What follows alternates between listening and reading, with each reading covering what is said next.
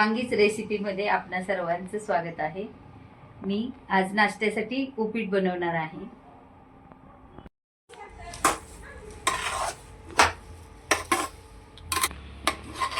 खूप असं उपीट तयार करूया। अगदी हॉटेलमध्ये मिळतं असं उपीट तयार आहे। त्याची पद्धत कशी बनवायची ते मी तुम्हाला सांगणार आहे या व्हिडिओमध्ये। त्यामुळे तुम्ही बनवा, खूप छान उपीट तयार होते। लागणारे साहित्य: बारीक शेव, मटार, कांदा, कोथिंबीर, दूध, डाळे, मीठ चवीनुसार, जिरे मोहरी, कढीपत्ता, हिरवी मिरची आणि रवा। रवा बारीक घेतला तरी चालतो, मोठा घेतला तरी चालतो। हां, हे कुणी घालत नाही उपीटामध्ये दूध, पण मी घालते कारण हे दूध घातल्यामुळं उपीट मऊ आणि चवदार होतं। आता यामध्ये रवा घालूया। हा 1 वाटी रवा आहे, साधारणपणे पाव किलो रवा आहे। गॅस ऑन केलेला आहे आणि यामध्ये तेल जेवढं पाहिजे तेवढं ॲड करायचं। थोडंसं किंचित असं ओलसर झालं पाहिजे हे, तर ते उपीट चिकट वगैरे होत नाही। नाहीतर मग ते तेल वगैरे कमी घातलं ना उपीट चिकट होतं। हे असं ओलसर होईपर्यंत तेल घालून घ्यावं।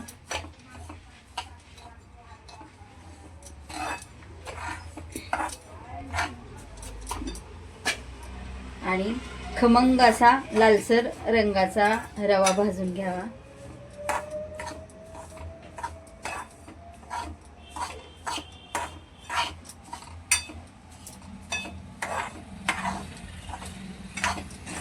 साधारणपणे 5 ते 10 मिनिट लागतात रवा बारीक गॅसवरती भाजायला। हा लालसर असा खमंग रवा भाजलेला आहे। आता गॅस बंद करते। रवा भाजून झालेला आहे। आता उपीटासाठी फोडणी तयार करू।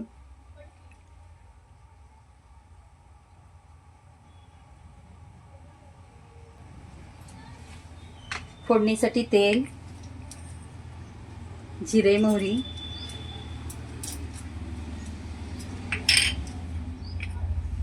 कढीपत्ता, हिरव्या मिरच्या,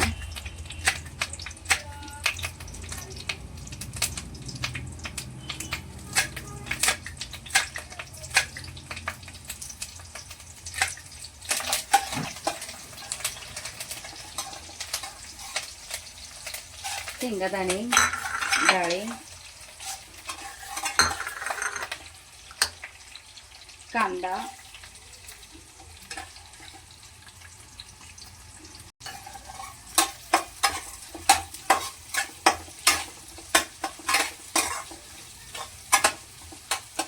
कांदा लालसर होईपर्यंत फोडणी भाजून घ्यावी।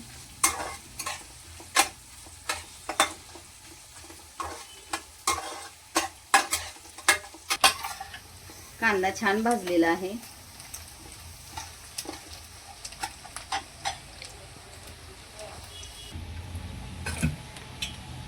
पाणी या वाटीने 4 वाट्या पाणी घालावे।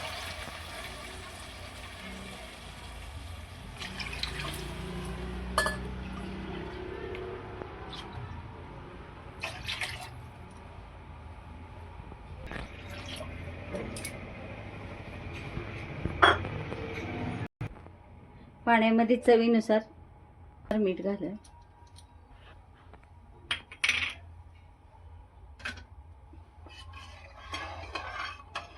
पाण्याला उकळी आल्यानंतर हा भाजलेला रवा घालून घ्यायचा।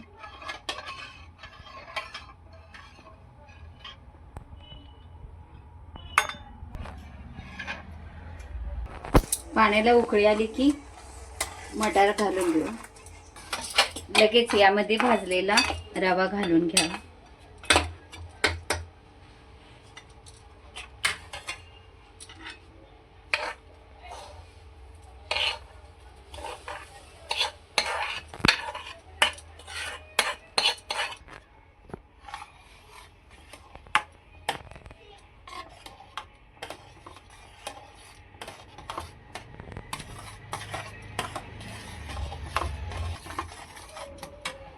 यामध्ये पूर्ण पाणी आटले की दूध घाला.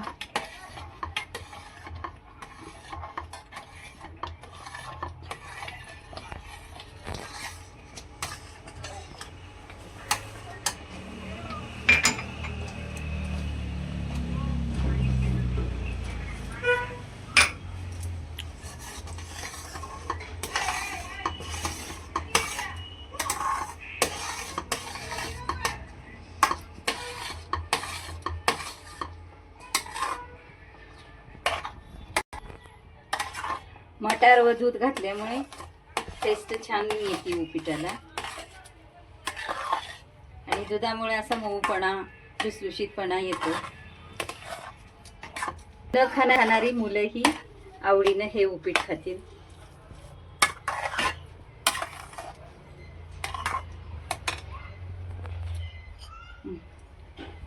आता यावरती बारीक चिरलेली वरून कोथिंबीर घालून घेऊ.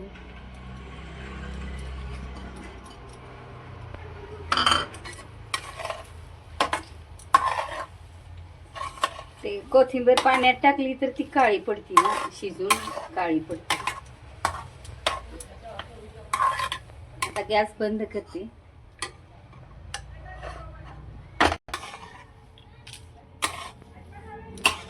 खूप छान उपीट झालेलं आहे. वासही खूप खमंग येत आहे.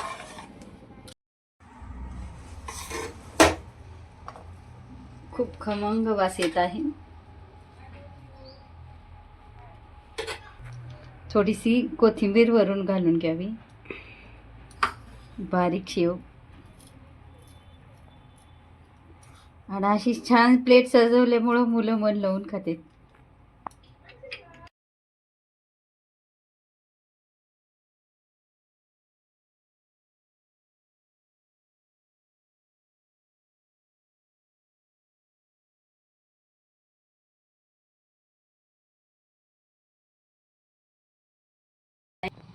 तुम्हीही या पद्धतीनं उपीट करून पहा.